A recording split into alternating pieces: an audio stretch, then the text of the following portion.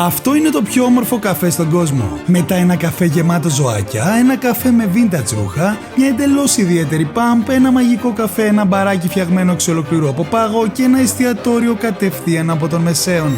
Στο σημερινό βίντεο βρίσκομαι Βουδαπέστη για να δοκιμάσουμε τα πιο περίεργα και ξεχωριστά καφέ και ρεστοράντ, βαθμολογώντας τα έως 5 αστέρια με βάση τη γεύση και τη συνολική εμπειρία. Το πρώτο στη λίστα New York Café, το οποίο θεωρείται το πιο όμορφο καφέ σε ολόκληρο τον κόσμο. Έχει μια τεράστια ουρά, η αλήθεια είναι, αλλά ευελπιστώ να αξίζει την αναμονή. Που αν και αρκετά μεγάλη, έφτασε επιτέλους στη σειρά μας και σίγουρα έπαιξε τεράστιο ρόλο το ότι ήταν και τρίτη μέρα Χριστουγέννων. Λοιπόν, η ώρα είναι 10, περιμένουμε ακριβώς μία ώρα έξω. Παγώσαμε, δεν υπήρχε περίπτωση σε καμία άλλη ζωή αν δεν έκανα βίντεο να περίμενα μέσα στο κρύο για να έρθω εδώ. Ωστόσο, το κτίριο είναι από το 19ο αιώνα και είναι πραγματικό παλάτι. Εκ πρώτης όψεως το εσωτερικό του θυμίζει περισσότερο αίθουσα όπερας ή παλάτι, κάτι που δεν συναντά συχνά. Πρόκειται για έναν πολύ ψηλό χώρο με βαριά αρχιτεκτονική. Τα βάνια ζωγραφισμένα στο χέρι, γεμάτα σκηνές και λεπτομέρειες. Έντονο χρυσό στοιχείο και μια ιδιαίτερη διακόσμηση που προκαλεί πραγματικά θαυμασμό. Ο χώρος απλώνεται σε 3 επίπεδα. Το πρώτο φιλοξενεί κυρίως τους θαμώνες του ξενοδοχείου που στεγάζεται στο κτίριο και λειτουργεί ως χώρος για τον μπουφέ του πρωινού τους. Το δεύτερο επίπεδο εξυπηρετεί κυρίως εξωτερικούς επισκέπτες, προσφέροντας θέα προς την κεντρική αίθουσα. Ενώ το τρίτο λειτουργεί περισσότερο σαν εξώστης, δίνοντας μια πανοραμική εικόνα ολόκληρου του χώρου. Φυσικά δεν κάθεσαι όπου θέλεις, αλλά όπου σε τοποθετήσουν και τις περισσότερες φορές λίγο στριμωχτά. Αλλά σήμερα θα με συνοδεύει καλύτερη παρέα. Thank you so much. Thank you so much. Λοιπόν, έχουμε παραγγείλει αρχικά το μενού που είχε σαν breakfast, το οποίο αποτελείται αρχικά από φυσικό χυμό, διπλό εσπρέσο, σαλατιέρα και ένα μικρό μπισκοτάκι. Και εδώ νερό, όπως κάνουν και στην Ιταλία, που το καταναλώνεις πρώτα για να έχεις 100% τη γεύση του καφέ. Τι μία εννοείται, ήταν και πάρα πολύ γρήγορα. Ξεκινάμε με το νερό, στην υγεία σας, και έπειτα καφεδάκι σκέτο. Ωραίος καφές, μια χαρά. Λίγο χυμό φυσικό και εννοείται και το μπισκοτάκι έτσι. Πολύ νόστιμο, αρκετή ζάχαρη και πολύ τραγανό, περιποιημένο, ωραία. Ενώ η άποψη της Λένας... Πολύ ωραίος καφές. Αν και νομίζω το νερό το πίνεις ενδιάμεσα. Νομίζω πρώτα εγώ. Χυμός είναι όντως φυσικός. Στην υγεία σου. Σ' αρέσει εδώ? Μετά από λίγο ήρθε και το υπόλοιπο και μόνο που το είδαμε, πραγματικά μας εντυπωσίασε. Λοιπόν, με το που τελειώσαμε τον καφέ, έσκασε ολόκληρο δισκάκι, πώς να το περιγράψω, με 3 διαφορετικά πιάτα, εκ των οποίων το πρώτο έχει αλαντικά, το δεύτερο έχει φρουτοσαλάτα, μαρμελάδες, βούτυρο και τα πάντα σχεδόν, το τρίτο έχει κρουασανάκια και ψωμί και εδώ και άλλη φρουτοσαλάτα και έχουμε και μετά έξτρα γλυκάκι το οποίο μοιάζει με σχήμα κακάου. Φαίνεται πολύ ωραίο. Και είναι σαν μους, μας είπαν, μους σοκολάτας. Αξίζει φουλ η εμπειρία, τώρα, οπτικά τουλάχιστον, αλλά πάμε να τα δοκιμάσουμε. Λοιπόν, αυτό που θα κάνω εννοείται είναι να φτιάξω ένα ψωμάκι με αλαντικά, άλλα ελληνικά, βραστή γαλοπούλα και λίγο σαλάμι αερός. Φρέσκα αλαντικά και ψωμάκι επίσης. Τίποτα το ιδιαίτερο, αλλά πολύ περιποιημένα και φρέσκα. Ωστόσο, μπορώ να πω ότι μπορείς άνετα να σκάσεις με όλα αυτά και για 2 άτομα είναι υπεραρκετά. Έχει και πολλά να συνδυάσει, έτσι. Λοιπόν, εγώ εννοείται ότι θα πάρω το κρουασάν. Είσαι γλυκατζούμπρο. Βασικά δεν θα το ανοίξω. Φαίνεται ότι είναι ολόφρεσκα. Θα το βουτήξω σε μαρμελάδα. Περίγωπο. Όντως απλά ελληνικά. Άνια.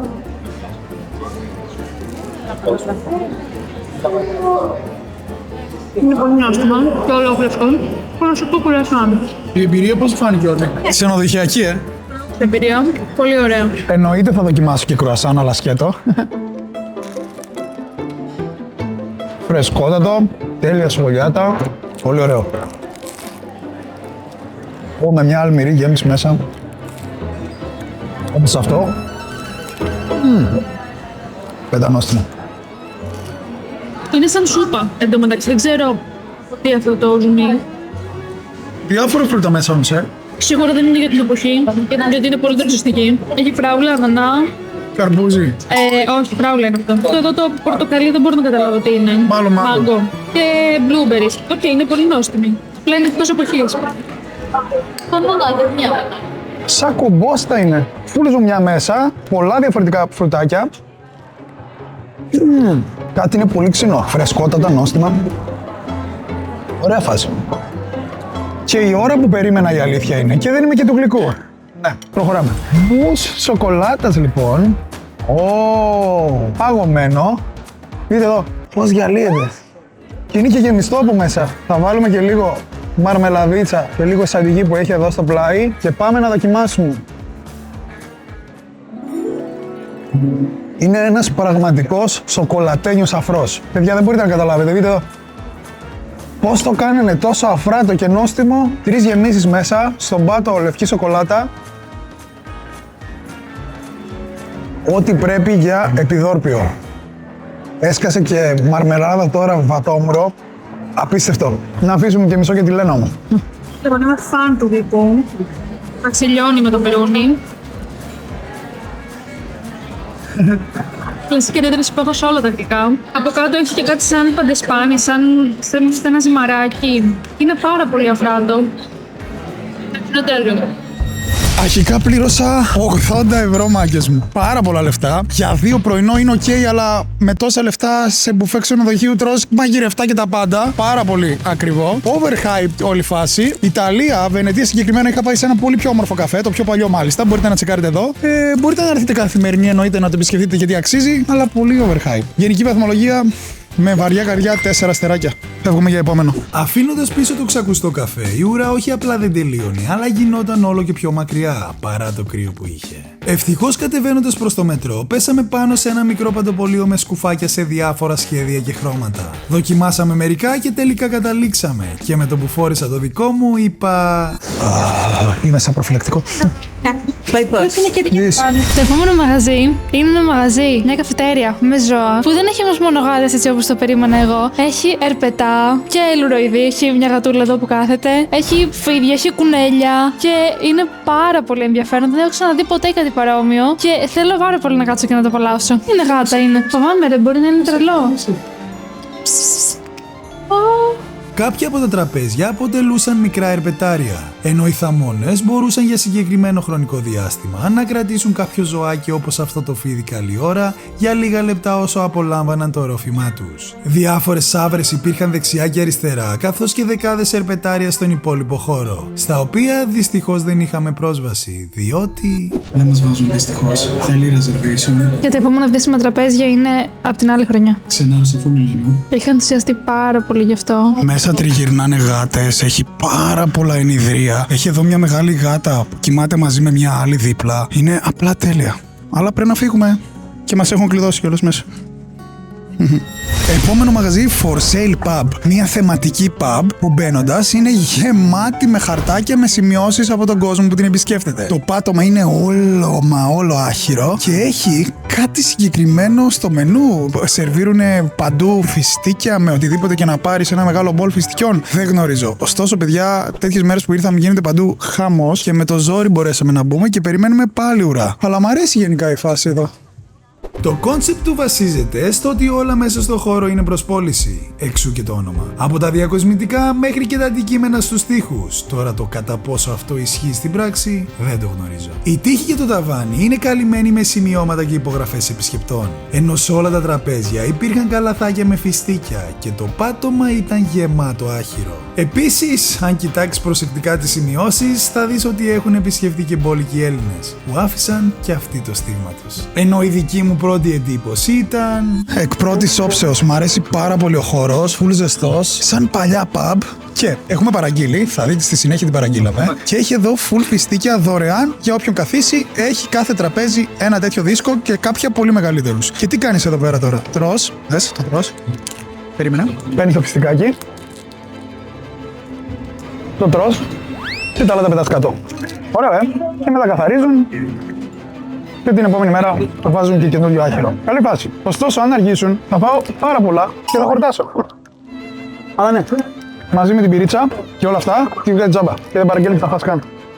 Αλλά δεν πίνω πυρίτσα. Και το πέτας κάτω. Η κοπέλα μας είπε το κάτω.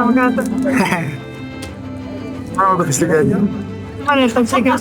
Όσο περιμέναμε να έρθει η παραγγελία μας, πήραμε τα χαρτάκια που μας άφησε η κοπέλα, ώστε να αφήσουμε και εμείς το αποτύπωμά μας. Και παίρνοντας τη σκητάλη Λένα, σημείωσε τα ονόματά μας και την ημερομηνία που το επισκεφθήκαμε. Και έπειτα με μια πινέζα το κάρφωσε στον τοίχο, ανάμεσα σε χιλιάδες άλλα. Και αφού η Λένα έβαλε στον τοίχο αυτό που έπρεπε, φυσικά η σειρά μου, τι άλλο θα ήταν, έτσι?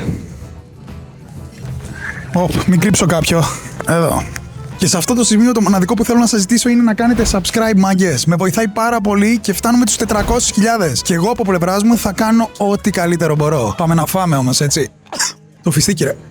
Λοιπόν, μια πρόωρη επίσκεψη στην τουαλέτα, διαπίστωσα ότι το πάνω μέρος έχει ένα απίστευτο μέρος για να φας. Εδώ πιο πολύ για να πιεις κάτι, θεωρώ. Ιδανικά να έρθετε δηλαδή σε μήνες εκτός γιορτών και να έρθετε μεσημεράκι να αράξετε πάνω και να φάτε, γιατί είναι ένα άλλο μαγαζί. Ζεστό επίσης, χαρτάκια παντού επίσης, και στο διάδρομο βλέπεις και ένα δέρμα από αληθινή αρκούδα. Ευελπιστώ να τη βρήκα νεκρή ήδη. Αυτά. Περιμένουμε να φάμε. Sorry για την καθυστέρηση, αλλά και εγώ περιμένω. Αργήσαμε πάρα πολύ.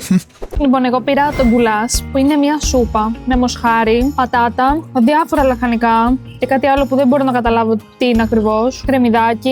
Είναι πολύ συνηθισμένη στις γεύσεις μας. Σούπα με μοσχάρι. Πολύ νόστιμη. Και δίπλα έχουν και τσίλι, γλυκιά καυτερή πάπρικα, που εμένα μου αρέσει πάρα πολύ, αλλά είναι πολύ καυτερή, οπότε πρέπει να φας πολύ λίγο. Αλλά είναι και γλυκιά παράλληλα. Είναι γλυκιά και καυτερή, ναι, αλλά πρέπει να φας πολύ λίγο, γιατί καίει πολύ. Η παπρίκα καίει πάρα πολύ. Αυτή η μερίδα εντωμεταξύ, αυτό το τεράστιο μπολ που δεν θα φάω ούτε το μισό, μου είπε ότι είναι ατομική, γιατί υπάρχει και κατσαρόλα. Πολύ τίμιο. Λίγη κατσαρόλα. Λοιπόν, εγώ χτύπησα μοσχαρίσιο φιλέτο με ρύζι και λαχανικά, το οποίο είναι και το πιο ακριβό του πιάτου. Steak ήθελα, αλλά έχει τελειώσει, οπότε κουπί. Επίσης θα μου πείτε γιατί δεν πήρες παραδοσιακό, ρε φίλε, Βουδαπέστη είσαι. Γιατί, φίλε μου, αργότερα θα πάμε κάπου ιδιαίτερα για να φάμε full traditional πιάτα. Το ψήσιμο δεν ξέρω αν είναι medium, γιατί δεν κόβεται και πολύ εύκολα, θα σας πω την αλήθεια. Όχι, είναι medium. Απλά είναι χοντρό κομμάτι, τουλάχιστον 300 γραμμάρια φιλέτο. Πάμε να δοκιμάσουμε λίγο. Λοιπόν, το μοσχάρι, η αλήθεια είναι ότι είναι λίγο λάστιχο, μάγκες. Φιλέτα δεν έχω συνηθίσει να τρώω και προτιμώ steak και δεν το απολαμβάνω καθόλου. Θα δείξω τώρα πώς είναι το ψήσιμό του πιο κοντά στην κάμερα, τόσο ώστε να νιώθετε κι εσείς το experience του άψου του κρέατος μαζί. Γιατί είμαι και εγώ του medium, αλλά αυτό, μάγκες, είναι με έναν καλό κτηνίατρο άνετα του παναφέρει στη ζωή. Άμα τρέξω τώρα δηλαδή και βρω γρήγορα ένα ανοιχτό κτηνιατρίο, το σώζω. Γευστικά ωραίο, αλλά λάστιχο, ρε φίλε. Απογοήτευση. Πάμε να δούμε το ρύζι λίγο. Σε ατμομάγειρα είναι. Οκ, πάλι διατροφή θα κάνω. Τώρα, αρχικά να σας πω ότι πλήρωσα 79 ευρώ. Λίγο ακριβή Βουδαπέστη ως τώρα, αλλά τέλος πάντων. Γευστικά δεν έμεινα ικανοποιημένος επειδή έτρωγα ένα λάστιχο. Ποιοτικά, full ωραία όλα και ευγένεια πάρα πολύ από το προσωπικό. Ζεστασιά μέσα στο χώρο και ωραία εμπειρία, αλλά δεν μπορώ να βάλω τίποτα παραπάνω από 3 στα 5 αστέρια. Φεύγουμε για γλυκάκι και φυσικά θεματικό επίσης. Κάναμε μια στάση σε μια χριστουγεννιάτικη αγορά που λέγεται Market Hall και είναι μια τεράστια αγορά που έχει διάφορα, κυρίως τουριστικά θα έλεγα, είδη και φαγητά. Έχει ψυγεία με κρέατα, πολύ πάπρικα. Είναι πάρα πολύ ωραία, αλλά κάνει λίγο κρύο ακόμα και εδώ μέσα. Σ' αρέσει? Ναι. Χριστουγεννιάτικη αγορά λοιπόν, στο κέντρο της Βουδαπέστης. Σίγουρα θα πάρουμε και κάποιο σουβενιριδάκι εδώ από Βουδαπέστη. Εντάξει, έχει άπειρα μαγαζάκια.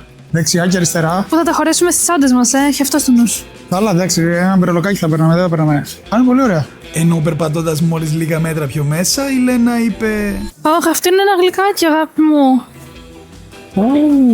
Χάριμπο, έγκλικε. Μαρζιπάνε. Δείτε και αυτά τα συντριβάνια. Μπορούμε να στήσουμε. Τι, να γλύψουμε λίγο τέτοιο. Σοκολάτα.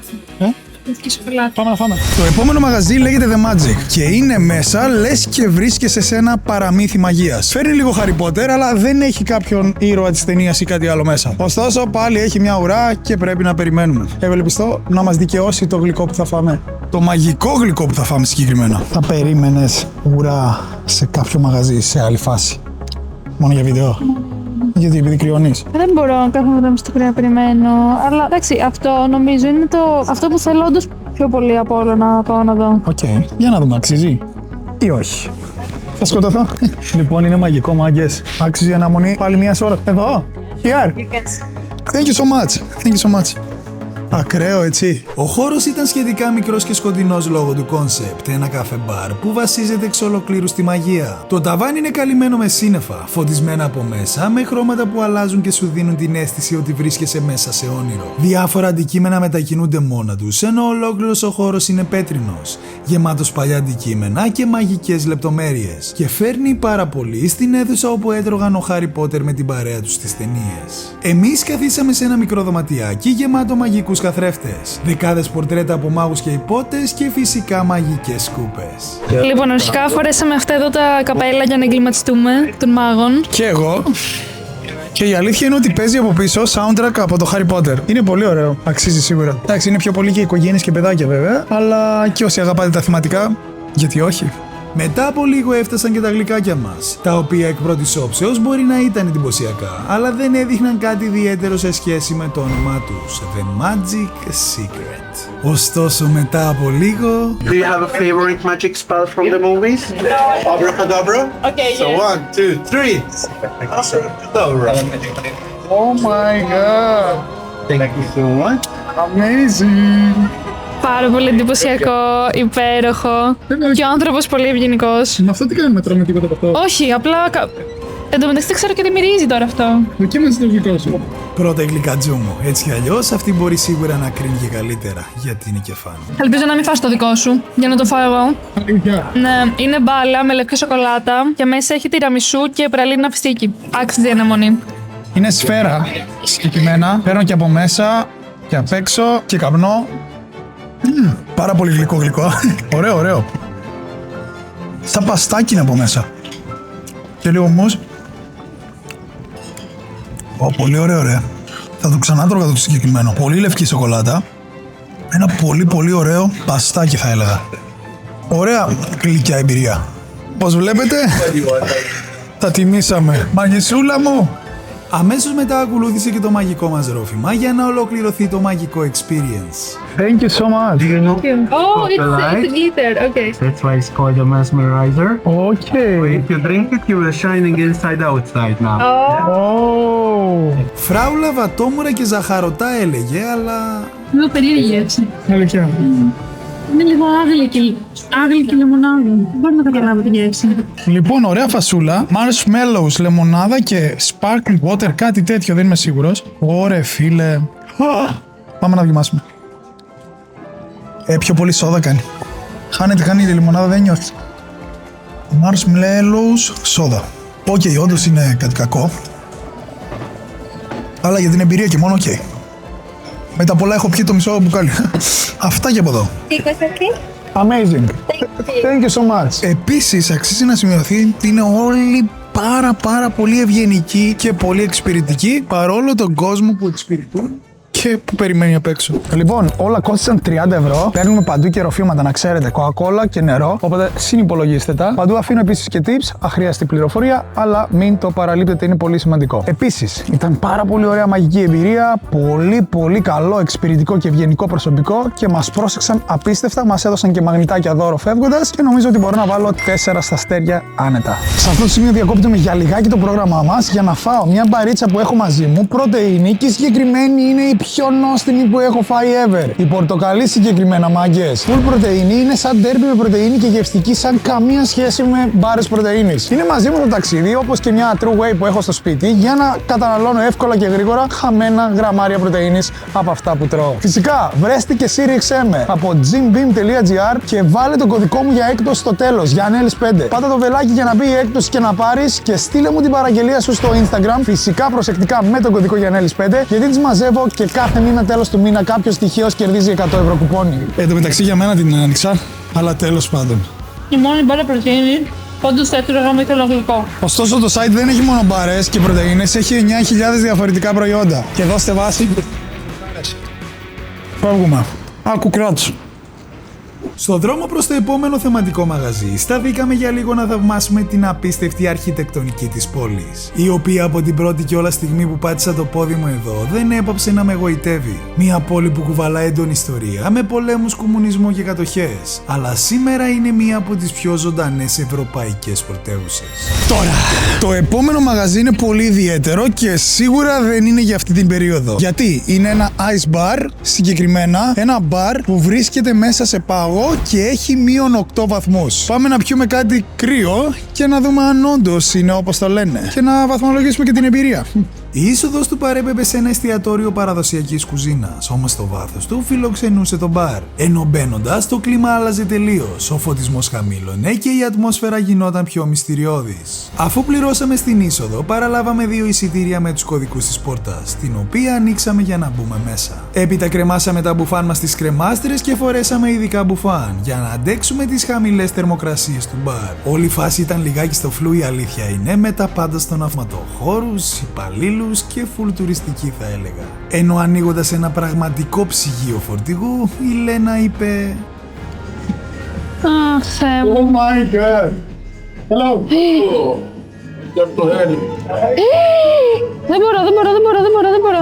Δεν κλειδώνει αυτό, Καλό! Ρε, λες και έχω μπει στην κατάψυξη, τι είναι αυτό εδώ μέσα? Ο χώρος δεν είναι απλώς πολύ κρύος. Τα πάντα μέσα του είναι φτιαγμένα εξ ολοκλήρου από πάγο. Εντυπωσιακά διακοσμητικά γλυπτά με τρομερές λεπτομέρειες, μπαρ διαμορφωμένο κατάλληλα και φυσικά πάγκοι και πολυθρόνες από πάγο. Για να απολαύσεις ή και όχι το ποτό σου. Η αλήθεια είναι ότι μέσα σε αυτό που φοράμε δεν περνάει κρύο. Εννοείται, μόνο ήρθε μια ψύχρα με το που άνοιξες. Ναι, δεν περνάει κρύο. Γενικά, μου αρέσει απίστευτα η όλη φάση εδώ. Από κάτω έχει λαμαρίνα για να κρατάει τη θερμοκρασία. Έχει την ψήξη του. Είναι σαν να έχεις μπει σε μια κατάψυξη ακριβώς. Είναι πάρα πολύ ωραίο.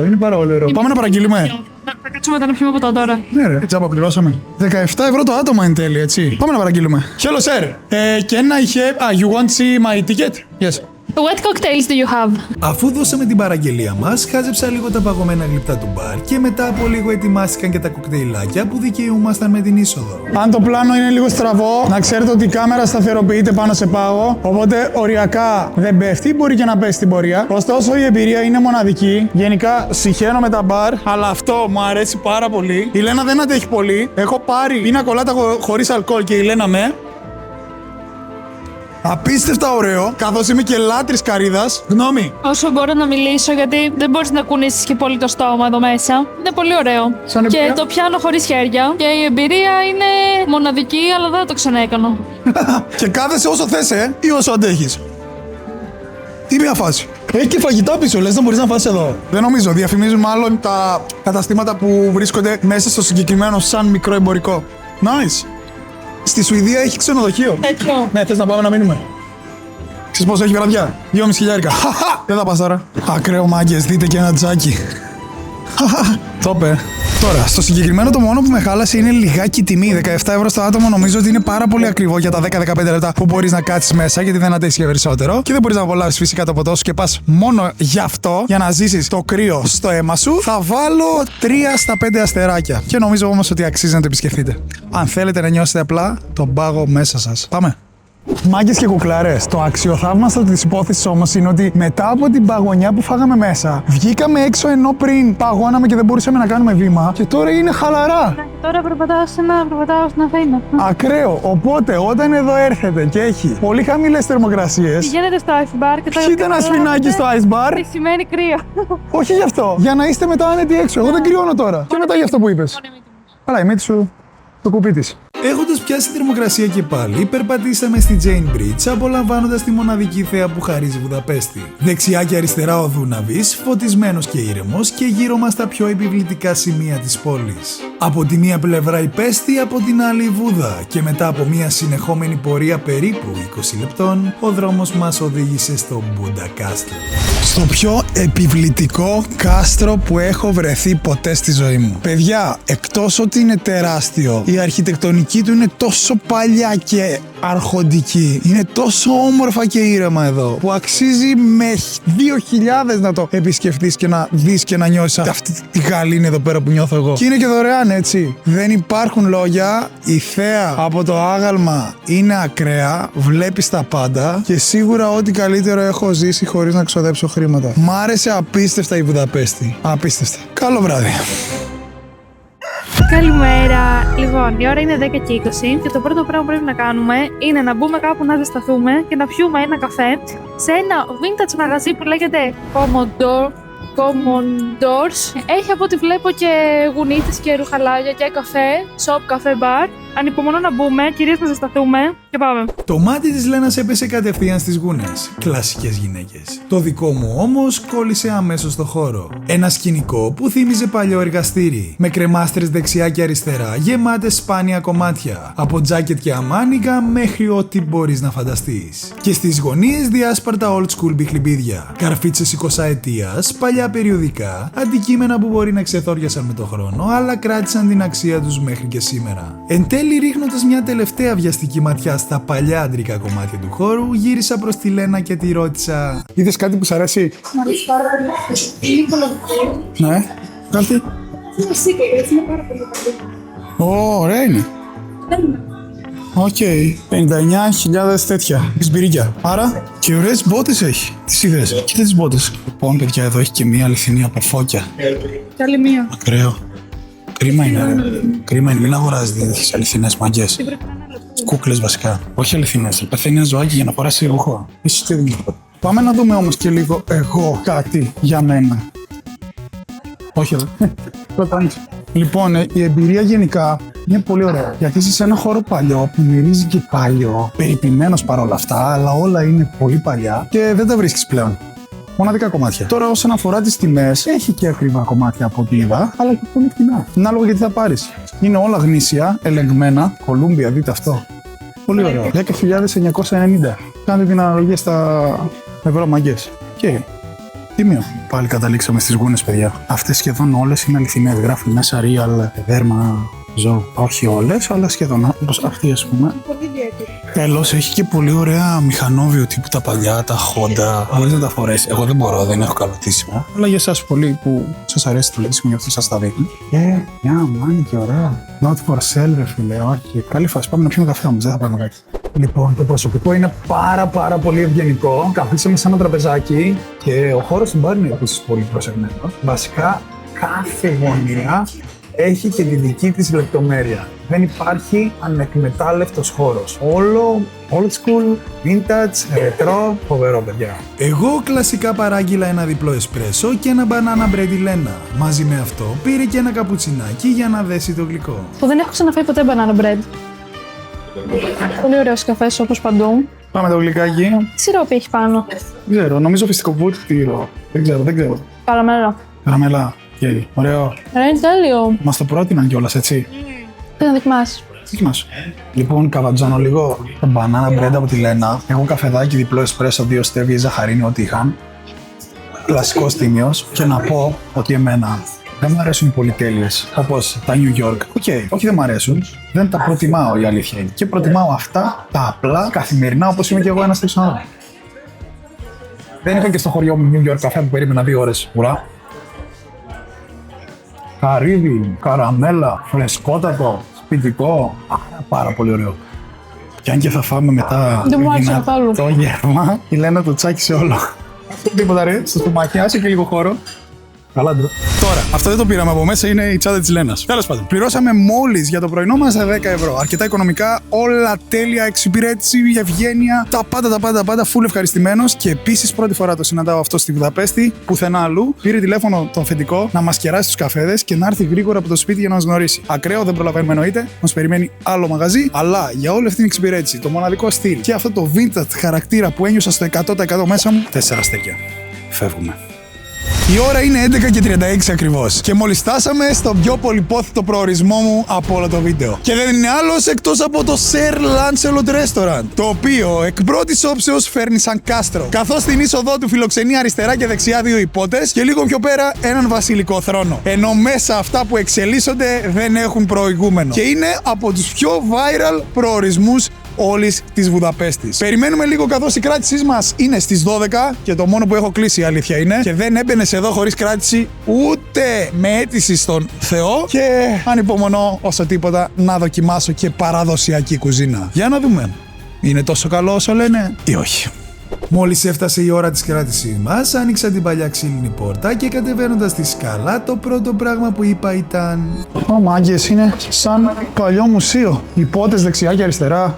Ο άνθρωπος είναι ντυμένος επίσης, θεματικά. Η Λένα έδινε να καταευχαριστιέται όλο το κόνσεπτ, η αλήθεια είναι. Έπειτα ακολουθήσαμε την hostess, μας υπέδειξε το τραπέζι μας και λίγο μετά άναψε και ένα κεράκι. Ο υπόγειος χώρος θυμίζει 100% μεσαιωνικά χρόνια που έχουμε δει σε ταινίες. Πέτρινη τείχη, βασιλικά ομοιώματα και πανοπλίες υποτών παντού γύρω. Μοσαϊκά και γύρω σου ένα ολόκληρο προστάσιο. Με παλιά ξύφη και όπλα τοποθετημένα σε κάθε γωνία. Ακόμη και ένα ξύλινο κύωνα θα βρεις εδώ μέσα. Το πιο κλασικό εργαλείο τιμωρίας της τότε εποχής. Λοιπόν, ο χώρος είναι σαν ταβερνάκι στο Μεσαίωνα. Είναι μαγικός, είναι ζεστός και έξω έχει κρύο και σε εμπνέει κατευθείαν για να φας ζεστό παραδοσιακό φαγητό της χώρας. Οι κατάλογοι τώρα είναι σαν παλιά βιβλία μισοσκισμένα με καλλιγραφικά γράμματα και θα προσπαθήσουμε να επιλέξουμε θεματικά γεύματα επίσης, έτσι να έρθουν με σπαθιά, δεν ξέρω εγώ με τι άλλο. Πολύ ωραία, πολύ ωραία. Δυστυχώς δεν είχε κάτι σε θεματικό που ονειρευόμουν. Γι' αυτό ξεκινήσαμε με μια wild game ραγουσού που από άγριο κυνήγι με μαρμελάδα ατόμουρου και μουστάρδα. Και έπειτα μου πέρασε η σερβιτόρα σαλιάρα ώστε να μην λερωθώ. Thank you. Εσύ θα βάλεις. Δεν έχω πρόβλημα, αλλά γιατί δεν βάλεις στέντα. Γιατί είμαι μορφόπεδο. Πάμε για starter να ξεκινήσουμε με τη σούπα από το κυνήγι. Πάμε να δοκιμάσουμε. Πάρε και στο κουταλάκι σου. Θέλω να μου πεις εσύ πρώτα. Κυνήγι λοιπόν. Πόσες γεύσεις κάνεις στο στόμα μου να μαγείς? Δεν μπορώ να καταλάβω τι έχει μέσα. Α, μοσχάρι. Μοσχαράκι σίγουρα. Και μπόλικο. Ωραία, περίμενε. Μπέσα δεν μ' αρέσουν καθόλου οι σούπες. Και αυτή με τρέλανε. Εκτός ότι είναι απίστευτα ζεστή και έχει πάρα πολύ κρέας, έχει και απίστευτη γεύση. Είναι κόξινη, έχει και καροτάκι, απίστευτο starter. Έχει και λεμόνι. Πάμε και cheers. Εγώ κόλλα zero, εσύ καρασάκι. Καλό το κασί.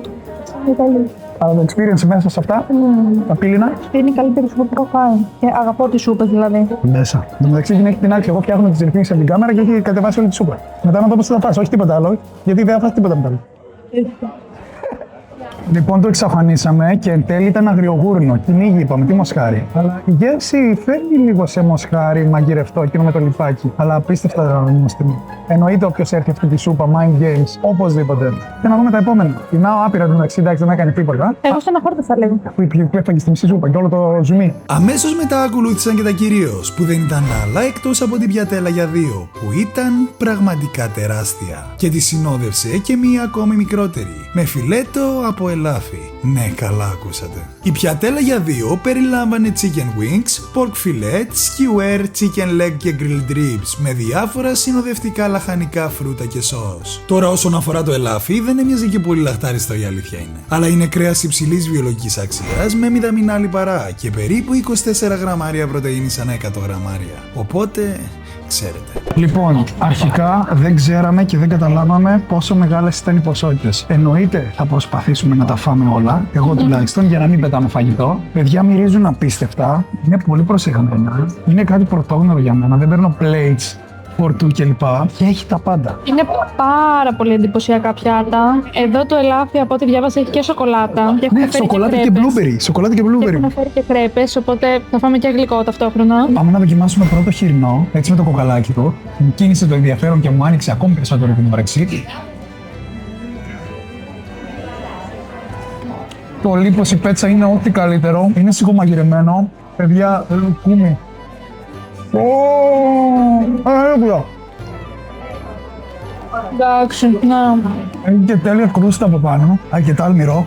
Να πούμε επίσης ότι εδώ μας είπαν ότι τα τρώμε λίγο με τα χέρια τα πάντα. Δεν μας έχουν φέρει καν πυρούνια. Ναι, εντάξει, έτσι είναι το στυλ. Απίστευτο. Δοκιμάσω κι εγώ από αυτό. Τι ήταν αυτό? Μάλλον κάποιο άλλο κομμάτι τυρινού. Πάρα. Όλο δίπως είναι τώρα.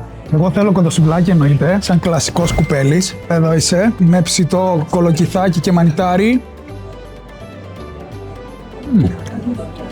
Τίποτα το ιδιαίτερο το κοντοσουβλάκι. Συνεχίζουμε. Παϊδάκι κοτόπουλο. Πάμε. Δάκα. Καλά λιώνει έτσι. Δάκα τώρα. Το κοτόπουλο και η γυναίκα θέλει χέρι, μαγκές. Άλλωστε έτσι τρώνε εδώ. Αρκετά spicy και barbecue sauce. Καλό ψησιματάκι, έχει γίνει λιώμα. Συνεχίζουμε με σνιτσελάκι, το οποίο είναι πάρα πολύ μαλακό. Ορίστε. Δεν είναι σνίτσελ. Το συγκεκριμένο είναι πίτα με πατάτα. Αλλά έμοιαζε σαν σνίτσελ, μάγκες. Ξενέρωσα, σνίτσελ ήθελα.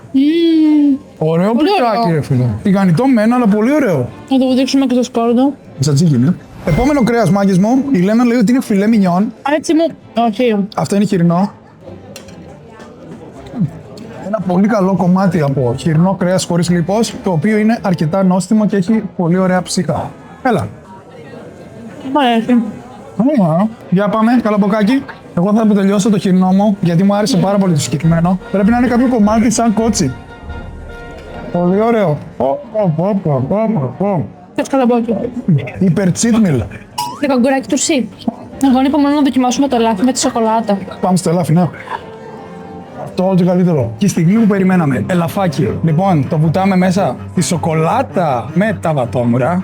Δοκιμάσαι πρώτος. Ωραία, αλλά θα δοκιμάσω Γιατί το πρώτος. πάλαμε σε σοκολάτα, ρε φίλε. Ήθελα να νιώσω το experience το 100% χωρίς τέτοια. Ωχ, Μυρίζει full. δεν έχω ξαναφέρει ελάφι. Με σοκολάτα ελάφι. Πάμε. Πάει, Λένα. Μην το φτύσεις, σε παρακαλώ πάλι. Γιατί τόσο πολύ. Ελαφάκι καλό. Ενώ δοκιμάζοντας και εγώ για πρώτη φορά, είπα. Σαν φιλέτο μοσκαριού, αλλά όχι με σοκολάτα και blueberries. Βατόμουρα, τι είναι. Κακόντως. Σκέτο με αλατάκι και κομμένο ωραία. Και πριν φάω όλα αυτά που έχω και δοκίμασα, θα μου άρεσε. Αλλά όχι κάτι extreme και αφήστε τα ελαφάκια να ζήσουν στα βουνάκια και να χοροπηδούν δεξιά και αριστερά. Θα δοκιμάσουμε με κρέπα όμως. Για δοκίμασε. Τη βουτάει μέσα στη σοκολάτα. Δεν είναι γλυκιά σοκολάτα, ρε. Απλά η σοκολάτα μέσα. Αυτά προς το παρόν. Θα φάμε ό,τι μπορούμε και θα σας πούμε την ολοκληρωμένη άποψή μας και την βαθμολογία μας. Να σας πω κάτι όμως. Η Λένα έχει αφήσει να τρώει τα κρέατα και τρώει καλαμπόκια, grapefruit, αγκούρια, λίγο πατάτα. Βασικά δεν τρώει. Και αφού κάναμε φιλότιμες προσπάθειες να φάμε όσο περισσότερο ελάφι γινόταν, και για να μην πάει χαμένο και για να μην πεταχτεί, τσιμπολογώντας μάλιστα και λίγο από τα υπόλοιπα, νομίζω πως τα τιμήσαμε δέοντος όλα. Τώρα, η λιπητερή άγγιξε τα 125 ευρώ. Είναι λίγο τσιμπημένα έως πολύ, αλλά αν σκεφτείτε ότι στο New York δώσαμε 80-85 ευρώ και απλά πήραμε ένα πρωινό που το βρίσκεις και σε μπουφέ και τρως με πολύ λιγότερα λεφτά, είναι ok. Σαν εμπειρία μου άρεσε πάρα πολύ. Ωστόσο το φαγητό δεν ήταν και ό,τι καλύτερο, τουλάχιστον όχι στα γούστα μου και λίγο υπερκτιμημένο θα έλεγα. Ωστόσο, δεν μπορούμε να βάλουμε τίποτα λιγότερο από 4 ως τα 5 αστέρια, καθώς δεν υπάρχει κάτι αντίστοιχο πουθενά αλλού. Τουλάχιστον έως εκεί που έχω πάει εγώ. Τώρα, το φαγητό δεν είναι μονάχα γεύση, αλλά και εμπειρία που συνοδεύεται από το χώρο, το σκηνικό, τους ανθρώπους που το μοιράζεσαι και φυσικά τη στιγμή. Φροντίζω πάντα να τα καταγράφω όλα για να τα βλέπω, να τα θυμάμαι και φυσικά να τα μοιράζομαι μαζί σας, σαν να ήσασταν κι εσείς εκεί μαζί μας. Αυτό ήταν το βίντεο, μην ξεχνάτε like, subscribe και τσεκάρτε το επόμενο.